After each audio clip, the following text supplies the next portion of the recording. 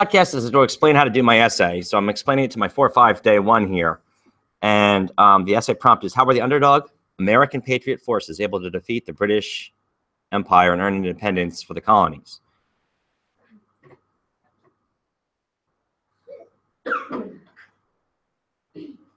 The context. Some kids laugh, but I say, have you ever watched Dora the Explorer? Because in Dora, at the beginning, like if the whole episode's about saving Boots from, and he's in a bucket and he's in a river, floating on the river, and then that's like your introduction. Like they say, here's the problem. That's like the thesis in your essay, and then you have to do like the bridge, forest, big river in order to get there and save Boots. So that's basically in your introduction when you say, I'm going to do this, this, and this to prove my point. And that's like the map is on the map. The map, that's like the introduction in your essay. And then the conclusion, which proves that you proved your point, is kind of like at the end when they do the little "we did it" dance in Dora the Explorer, and then they sing like they're like, you know, we saved Boots from the river, we did it, and all that stuff. So that's kind of like your conclusion.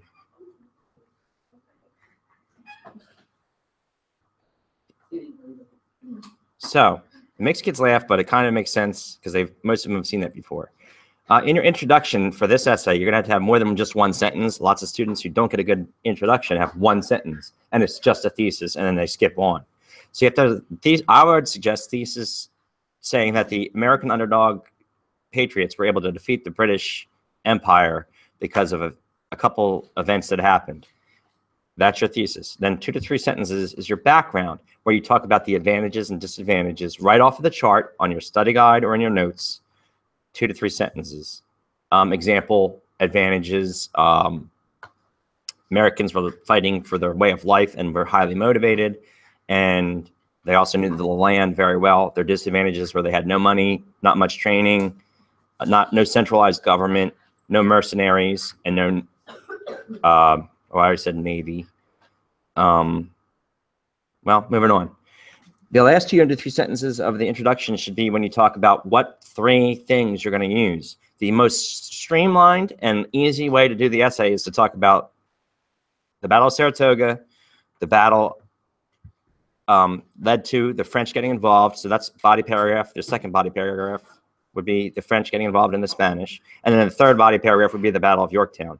That's the bare bones, easy to explain, right through body paragraphs that would work the easiest. Unless you're very creative, that's the way to go.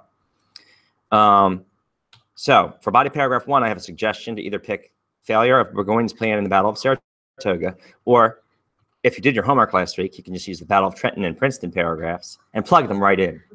So you're right now, if you're saying, hey, at home, I did my Battle of Trenton and Princeton paragraphs, you can use them as one of the body paragraphs in your essay. Woohoo! Who said homework was just to keep you busy? Body paragraph number 2, pick either Saratoga and the French joined the war, or pick the French and Spanish. So basically, either way, you're picking the French for paragraph 2, in my opinion. Talking about all the things that they gave to the American forces and that famous 2 to 3 people, including Baron de Kalb and Marquis de Lafayette. Body paragraph 3, pick the Battle of Yorktown or unique tactics and leaders. Some of the more creative students wanted to pick tactics and leaders. So the tactics and leaders would be like guerrilla warfare and John Paul Jones and George Rogers Clark and Nathaniel Greene, and a not as easy paragraph. The conclusion is another issue. Students sometimes just don't do one. They are getting all the information out of their brain, and I think that they're just so relieved that they finished the 3rd body paragraph that they're just like, all right, 4 paragraphs, and they just submit. And they're like, oh, wait, I didn't do a conclusion. Perhaps they don't care if they did a conclusion, but I'm thinking they just are in a rush. To write one is better than to not write one. You're supposed to restate the thesis.